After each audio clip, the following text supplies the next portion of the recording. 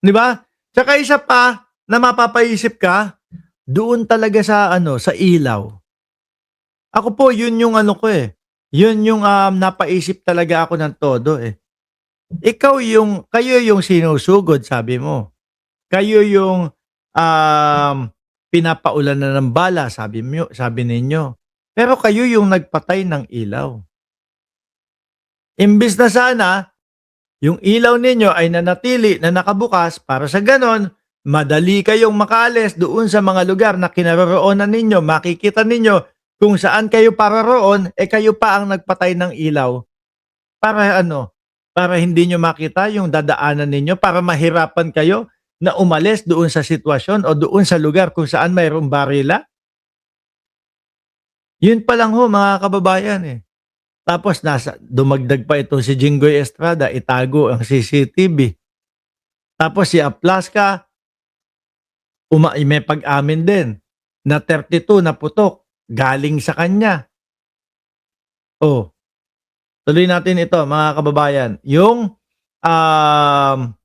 kudeta na di umano mangyayari bukas. Dating Senate President Franklin Drilon dapat managot dyan. Si Senate President Alan Peter Cayetano. Nakatutok si Sandra Aguinaldo. Ay, sadali lang ha, isingit ko din mga bossing. Oy, Jenny Ramos, oo, live na live, ikaw pa. Shout out sa'yo. Isingit ko lang din ho ha, mga kababayan. Kung di ako nagkakamali, Assumption School, yung pinag-graduatean ni, Loren Legarda, tinanggal na eh. Yung litrato niya dun eh. No, inalis na. Sa madaling salita ho, hindi na nila tinatangkilik o hindi na nila ipinagmamalaki si Loren Legarda. Bakit po? Kasi yung galawan naman ng Loren Legarda, makita nyo yung nagbobotohan ho. Yung tipong hunyango na hunyango ang itsura. Ano? Nagbotohan yung mga senador, nakapalibot sa kanya, nasa kalagitnaan siya, nasa gitna siya. Umikot muna ng tingin eh, nagbilang muna siya, no? Nagbilang muna siya para sigurado yung magiging boto niya, mga kababayan. Kung kulang ba o hindi. Para sigurado nasa minority siya. Kung nasa majority siya. Kung sakali na kulang yung boto, tingin ko hindi tataas ang kamay. Si Peter Cayetano din no, mga kababayan. Ganun din yung UP. O ikinakahiya na din si Alan Peter Cayetano, mga bossing. Di ba? Oo. Wala pang isang linggong naluluklok si Senador Alan Peter Cayetano bilang Senate President. Pero sabi mismo ni Cayetano, meron na naman anyang pinaplanong kudeta sa Senado. Medyo busy sila ngayon na try kausapin yung mga membro namin na sumali ulit sa kanila. May invitations to talk, may pananakot. Isa sa 13 May pananakot. Ano kaya? Sabi, isa-isahin nun natin ito. Na 1, 2, 3, 4, 5, 6, 7, 8, 9, 10. 10 ito eh. Oh. senador na bumoto para kay Cayetano Ay, so 10, 11, 12, 13. Okay. ay ang lubutang na si Senador Ronald Bato de la Rosa sa gitna ng pananatili niya sa Senado dahil sa Tingin niyo po ito si Bato de la Rosa kung sakali na magkaroon po ng botohan ulit. No? Bukas diyan sa Pilipinas, mga kababayan. Itututok ho natin 'yon ha. Naka-live po tayo doon, mga kababayan. Kung sakali po na meron na naman botohan na mangyayari bukas, mga kababayan, sa pagpapalit ng liderato, tingin niyo po babalik si Bato de la Rosa doon sa loob ng Senado? Ako nakikita ko imposible at hindi niya nagagawin iyan, mga bossing. Yung pamumutla lang ng pagmumukha ni Bato de la Rosa, kala mo nakainom ng suka eh. Yung hindi makatulog, hindi makakain, imposibleng bumalik pa dyan yan. Kaya malabo, kung sakaling meron man, sino gusto ninyo na pumalit kay Alan Peter Cayetano? Kasi ang sinasabi ho, mga kababayan, kung si Soto, malabo daw na si Soto ulit ang maibalik. Ang mga pangalan na naririnig, mga bossing, na posible,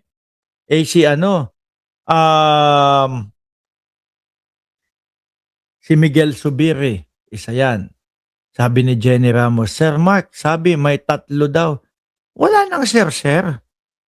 Bakit mo ba ako tinatawag? Magkapa-apelido naman tayo. Pwede na yung baby na lang.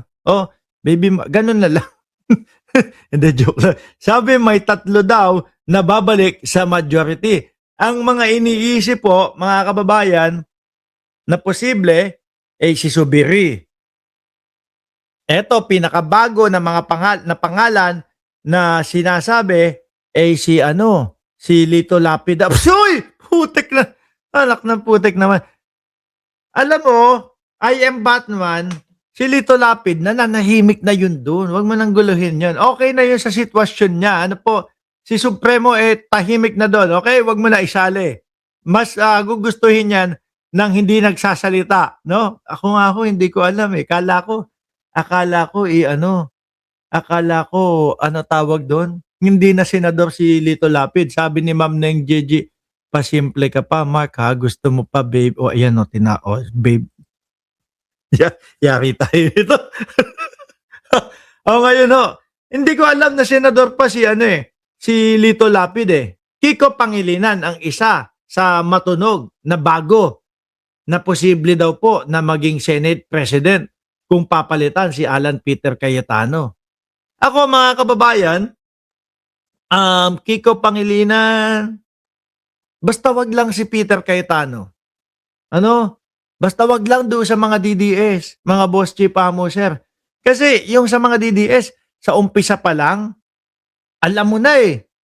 Hindi pa nakikita yung mga ebidensya, hindi pa kahit ano, wala pang kahit ano, pero para sa kanila, acquitted na si Sara Duterte. Patas po ba yun para sa mga Pilipino? Hindi.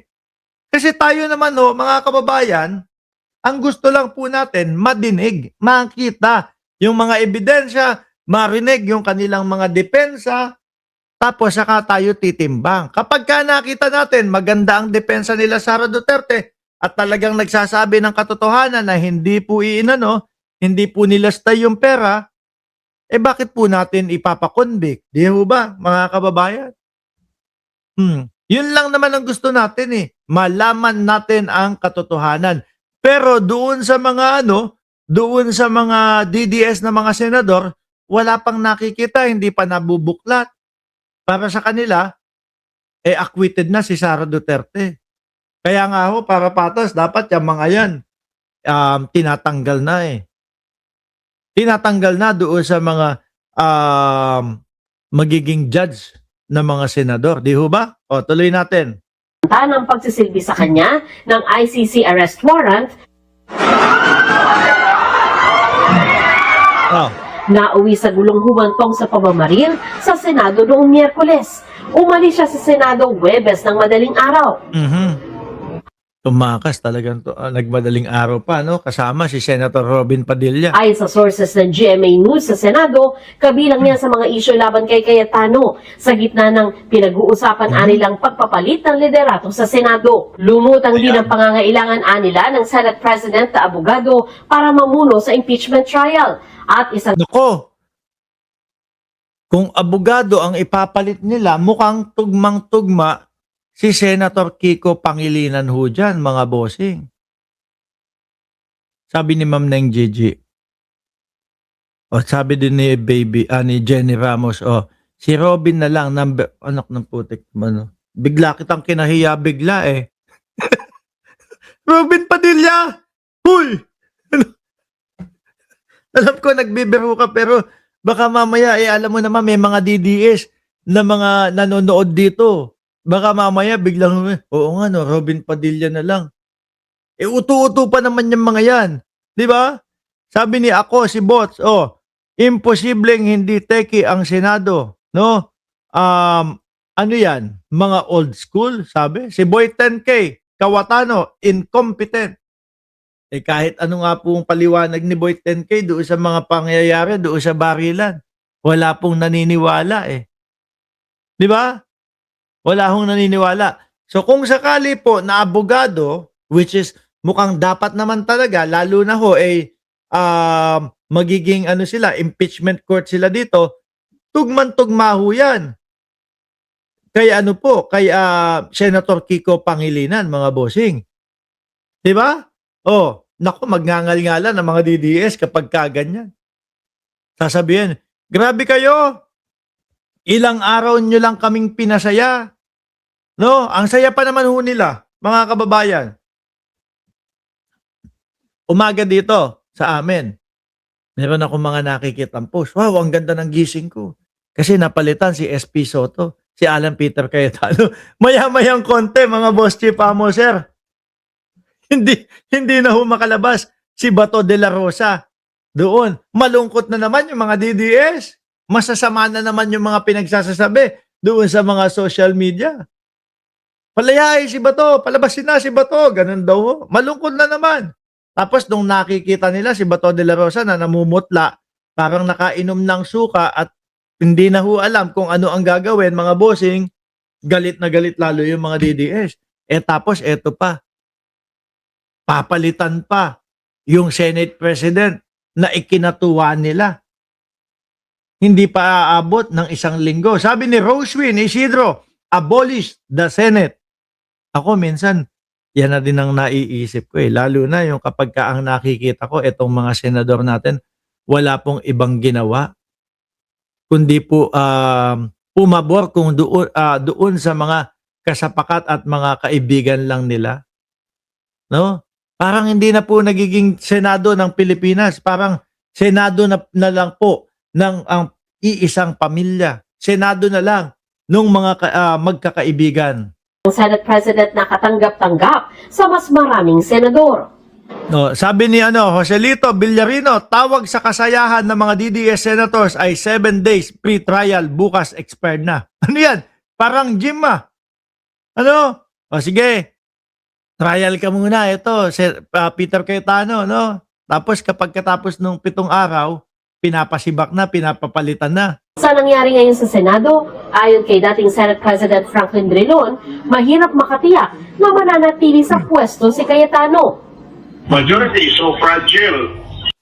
Majority is so fragile. No?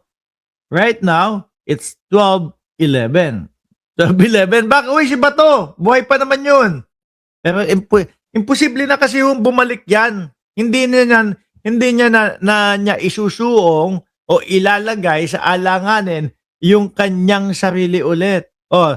Majority is so fragile. Right now, it's 12-11. So, you can imagine the political situation so far as the leadership of the Senate is concerned is very, very unstable. Right now, it's 12-11. Pero ito, wait lang mga kababayan. Kasi ako, aminado ako sa sarili ko, na hindi ko alam kung sino yung sinasabi ng mga DDS